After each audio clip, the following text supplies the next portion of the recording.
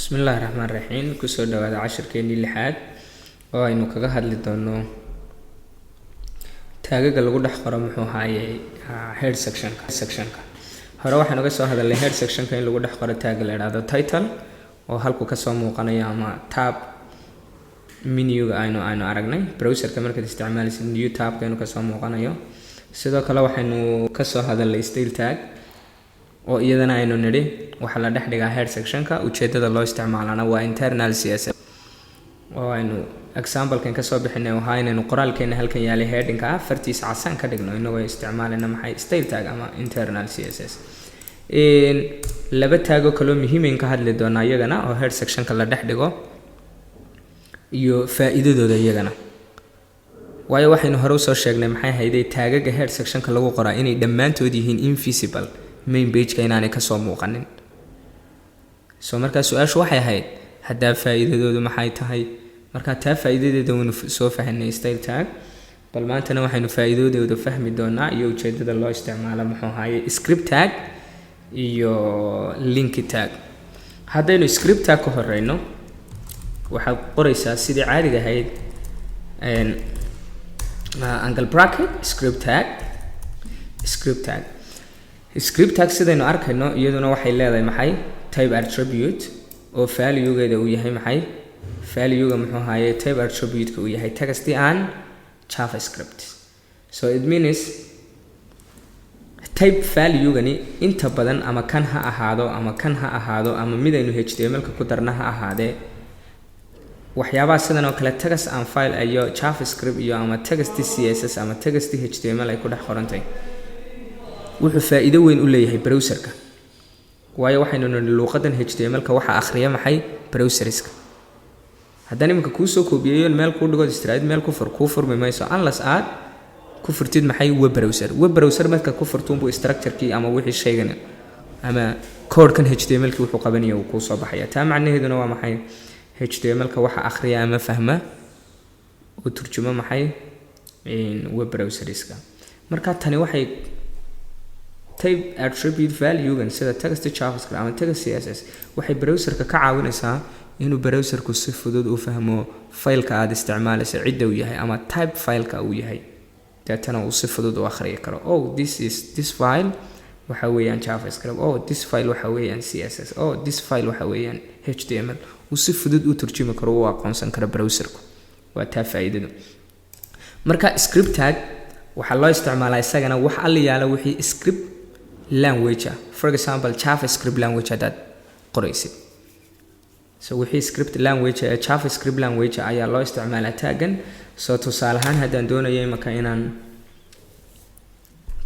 haddaan intan oo kale doonayo inaan browser-ka ay ka soo baxda ama aan ku soo dhex qoro maxaan sameynayaa waxaan halkan ku qori karaa waa maxay inaan isticmaalo some javascript output functions oo la yiraahdo maxay write for simply and I can make double code and I put inside this. So now if I refresh the page still you see the same results. So information kan aynu arkayna ama muxuu ahaayey heading kan aynu arkayna lagu soo display garaynayo page-keena wuxuu ka imanayaa maxay directly kama imanayo imanka maxay kama imanayo HTML directly wuxuu ka imanayaa maxay javascript. so script tagna waxa loo isticmaalaa wax aliyaala wixii script code ama javascript code ee isticmaalayso in lagu dhex qoro inta u dhaxaysa maxay script tag open tag iyo muxuu ahaayey script tag close inta u dhaxaysa wixii lagu qoraa waa maxay javascript code.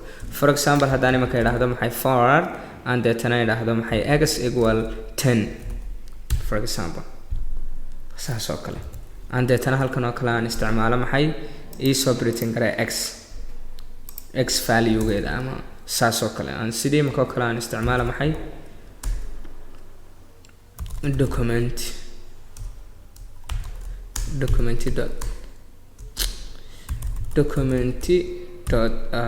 write kadibna aan ku dhex qoro maxay just pass to x nothing else. so imanka waa inuu 10 isoo baxa value. so sidaad arkaysaan ba 10. so laakiin 10kani waa maxay HTML kama imanay waayo HTML language waa static waa waxaan noolayn, just structure uun weeyaan, isagu ma dhaqdhaqaaqo, sidii loo dejiyo unbuu usoo baxa isagu ama sidii loo sameeyo. laakiin javascript waa maxay? waa little dynamic weeyaan. so markaa waxaynu uga soconay muhiimadda inaynu fahnay script tagna. sidoo kale sometimes waxaynu odhan karnaa script tagga laguma qori karo oo keliya uun muxuu ahaa lama dhex dhigi karo oo keliya muxuu ahaye head sectionka. sometime waxaad dhigi kartaa body sectionka. taasina waxay ku xidhan tahay ujeeddada aad u isticmaalayso. waayo waxaa jirta markii browsersku akhriyayaan codeskan javascript iyo html-ka, sometime haddii sidan oo kale haddaad head sectionka dhigto, macnaheedu waxa weeyaan intaanu html code-ka akhriyin waxaad iisoo akhridaa javascript code-ka. haddii qaybtan body sectionka aad tagto ood xagga hoose after code-kaaga aad dhigtid javascript-kana, waxa weeyaan macnaheedu markuu html code-kaygu markuu soo load gareysmay browserku soo akhriyo kadib ii akhri maxay javascript code-ka. taana waa loo isticmaalaa. I hope inaad fahanteen script tag iyo isna faa'iidadiisa iyo ujeedada loo isticmaalayo.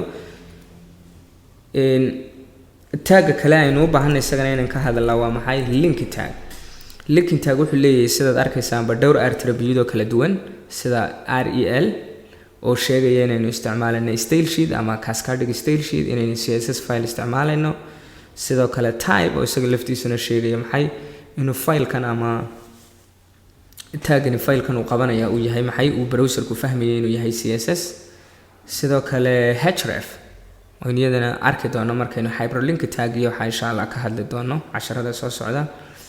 isagana haddaad aragtid link tag oo la isticmaalayo, macnaheedu waxa weeyaan style tag markaan isticmaalayna waxaan idin sheegay in loo isticmaalo muxuu ahaayey css kuna inuu saddex nooc yahay: inline css, internal css iyo external css. haddii hadhow tole external css aad isticmaalaysid, waxaad u baahantahay inaad isticmaashid this tag. waa kaas. waxaa loo isticmaalaa isagana waxaynu nidhi maxay? external css-ka. tusaale ahaan haddaan sameeyay marka, tusaale ahaan css-kan uma baahniya iga remove karee inline style taggan, kadibna waxaan tegayaa xaggan new, kadibna waxaan save garaynayaa maxay? file la yidhaahdo index.css tusaale ahaan, kadib waxaan ku dhex qorayaa maxay? example save markaan aado tusaale ahaan color. halkaa qalad baan sameeyey, sorry. waxaan qorayaa heading 1, deedna waxaan qorayaa maxay? color, deedna sidoo kale maxaan odhanayaa maybe blue colorka. heading 1-kaygii xaggan yaalay ama heading-kaygii waa inaan dib u qoro si aad u aragtaan qoraalka. aan ka dhigo keliya aan idhaahdo welcome to html page for example, saas oo kale. now halkan waxaan ku qorayaa dabeetana maadaamaan external css file haysto, waxaan halkan ku qorayaa external file css-kayga like saas oo kale. dabeetana imika haddaan refresh idhaahdo, I get welcome to html oo colorkuna uu yahay maxay? blue, because css colorkaan isticmaalaya waa maxay? is a external css file. link tagna waxaa loo isticmaalaa taa weeyaan. I hope inaad fahanteen script tag iyo link tag iyo waxa loo isticmaalo. casharkeenana halkaas inoogu joogayaa. intaan ku kulmin casharka xiga waxaan idin leeyahay practice wanaagsan.